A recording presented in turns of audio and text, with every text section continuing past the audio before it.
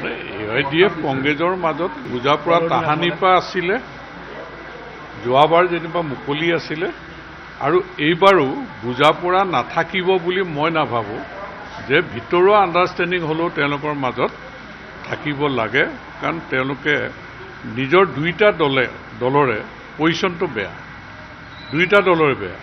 গতিকে তেওঁলোকে কেইটামান চিট পাবৰ কাৰণে হয়তো দুইটা দল এটা বুজা পৰা কৰিব পাৰে। AIDF কংগ্ৰেছৰ মাজত বুজা পৰা তাহানিপা আছিলে, যোৱাবাৰ যেনিবা মুকলি আছিলে আৰু এইবাৰো বুজা পৰা নাথাকিব বুলি মই নাভাবোঁ যে ভিতৰুৱা আণ্ডাৰষ্টেণ্ডিং হ'লেও তেওঁলোকৰ মাজত থাকিব লাগে, কাৰণ তেওঁলোকে নিজৰ দুইটা দলৰে পজিশ্যনটো বেয়া, দুইটা দলৰে বেয়া।